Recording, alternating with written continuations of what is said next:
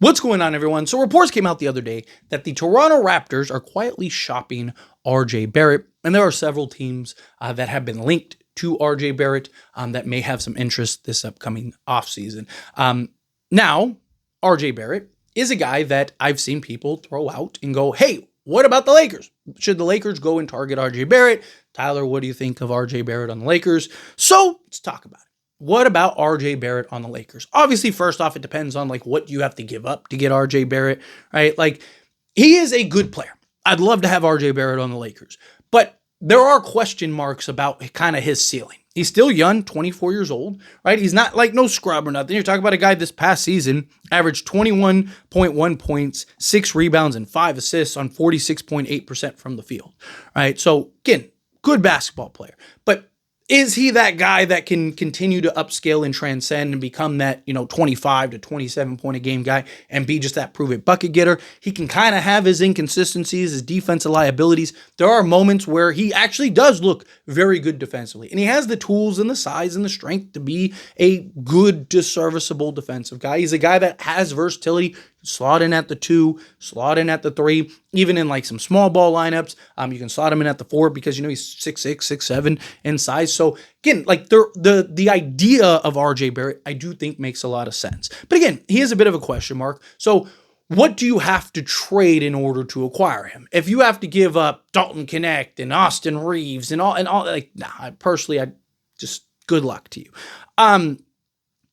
The only way RJ Barrett, in my opinion, makes sense for the Lakers were if they were to trade Austin Reeves, and then you kind of need that guy to come in and kind of fill that kind of scoring role, right? Come in and be that third option, give you 20 a night, right? 18 to 20 a night, right? And just be a bucket getter for you. Guy that can self-create a little bit, hopefully knock down the open 3, right? That is kind of where I look at it. RJ Barrett right now, I don't think really makes a ton of sense because you don't need more, unless RJ Barrett's just willing to come off the bench, which I don't think he would be, right? You don't need necessarily more self-creating offense. You need guys that can, play defense, slot in, be 3 and D, allow Luka, Austin Reeves, and LeBron to create. Obviously, you need that center position. That goes without saying, right? So RJ Barrett adding on to, Austin Reeves and Luka Doncic with LeBron James, and let's say you go and get, Nick Claxton, right? Using those as an example, right? Are you better than you would be with Rui Hachimura? Sure. I think RJ Barrett is better than Rui Hachimura, but how much better? What is the ceiling raise? He's better defensively. Again, I think he's more versatile. He wouldn't be slotted at a position like Rui is. But I don't look at that as okay, man, that's the piece we need. That's the difference maker in the Minnesota series or something like that. It'd be nice to have a guy that can self-create and isn't so reliant on Luka, LeBron, and Austin Reeves. But again, Luka's going to be so heavy on ball. Then you're going to have Austin Reeves. Then you're going to have LeBron.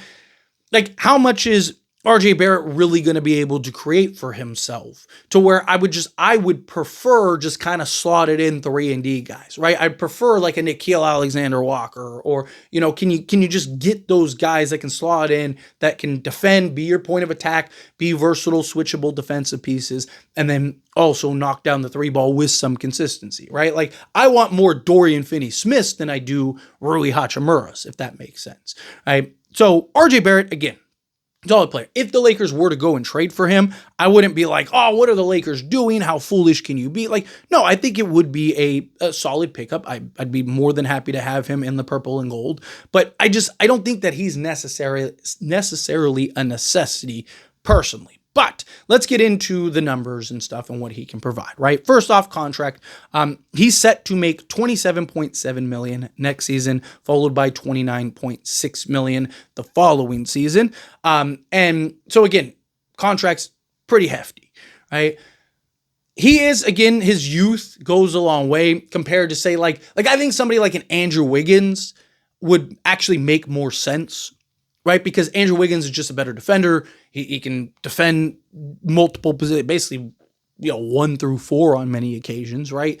So, but he's also a lot older. He's, 6 years older or something like that. So, I do think that RJ Barrett kind of has that in his, in the argument of like, hey, you can go get a guy in RJ Barrett that, has the youth and the age and be a foundation piece. Again, if you're trading Austin Reeves, RJ Barrett makes a lot more sense because you can slot him, alongside Luka.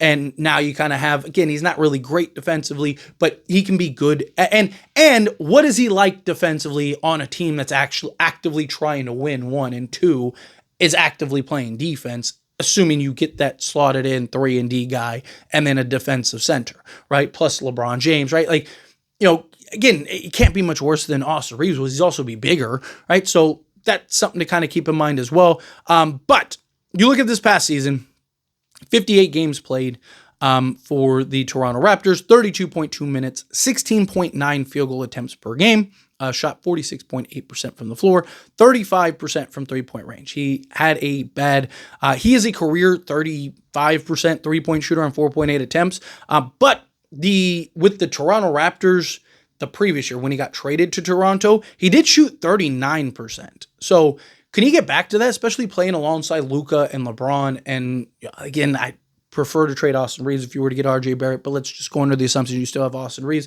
right? Like something like that, I don't hate. Like, and I could see him kind of getting closer, even if it's not, 39, 40%.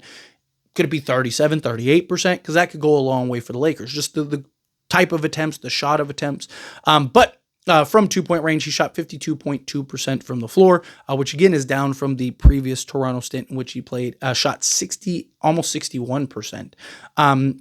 Free throw shooting. He has struggled the last few years. He is only a 70% free throw shooter, which is not great. He did have a year with the Knicks in which he shot 83% from the foul line on 4.8 attempts, but last two stints with Toronto, he has shot 63% from the foul line. So not a good free throw shooter, which is, something of concern. 6.3 rebounds per game. He's a rebound. He's 6 rebound a game guy, period, which is good because the Lakers need rebounding. So he's a guy that can slot in at the 2, at the 3, and he still gives you around 5 to 6 rebounds per game. He had the Toronto stint in which he almost primarily played shooting guard, and he averaged 6.4 rebounds during that stint. So again, a good rebounder at the guard and small forward position, which is again something the Lakers could really use, help with the defense. And then 5.4 assists, along with the steal, half a block, and then 21.1 points per game.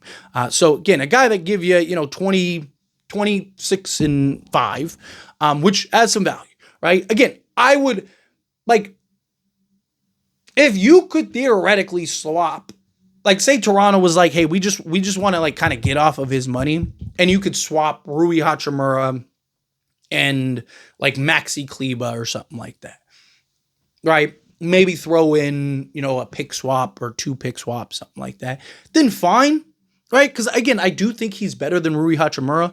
He's a couple years younger. I think he's more of a natural 3. I think he's better defensively. Again, I'm not saying he's elite or anything like that defensively, but he is better defensively. So I think you'd get better defense from him. Again, marginally, but better defense. And I think, again, he's better just self-creator. He's not the 3-point shooter, though, that Rui Hachimura is. And that's the concern. But he's a better rebounder, right? Better kind of swing man and playmaker, or a guy that can make plays type thing, right? So to me, it really just boils down to what would be the cost of an RJ Barrett. If they want Dalton Connect and a first and all this other stuff, and good luck to you, trade him elsewhere, right? But if you could, like I said, if it's like, hey, we kind of want to like get off some salary, we want to get, because he has 2 years left on his deal, we'd kind of like to get off of that. Right. And it's like, okay, well, we could trade Rui and like Maxi Kleba, bring in RJ Barrett. Maybe you're giving up a pick swap or whatever, or 2 pick swaps. Because again, I do think RJ Barrett is better, would be the better player in that deal. But again, you give them some financial flexibility as well as, some assets, for the future, then fine, sure. Right. But again, if it's something where, you have to essentially sell the farm for RJ Barrett. Like, nah, I just, because again, Lakers have so many other needs. Like, if RJ Barrett was this like absolute clamp defensive guy, if he was this guy that's just like, man, like he can come in and just was like elite defensively, right, while still giving you 20, then yeah, sure. If he was like an OG, then yeah, it'd be like trade whatever you have to trade in order to make that happen. But he's not. Right? Like he's a guy that can be serviceable. And I do think on the Lakers, he could be better defensively. Right? Like you look at his defensive rating this past season with Toronto. He was a 115.5, which is good, like better, very good compared to like Austin Reeves and stuff like that and Rui Hachimura, right? Like, so again, he would be an upgrade defensively, but he's not like this elite defender.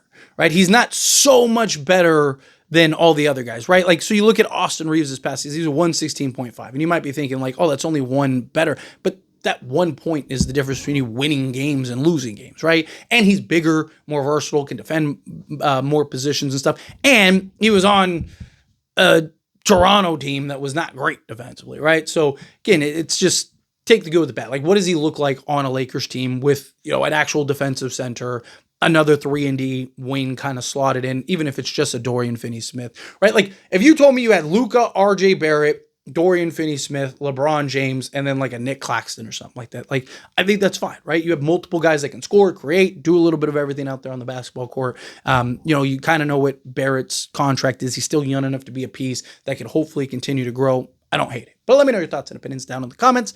As always, this is a discussion, so pass a question on to you. Let me know. That being said, if you haven't liked this video, hit that like button. Helps me a lot. So we enjoy these types of videos, and I truly appreciate it. Not subscribe channel, hit that subscribe button. Turn on the bell notifications. Appreciate y'all. See you in the next one.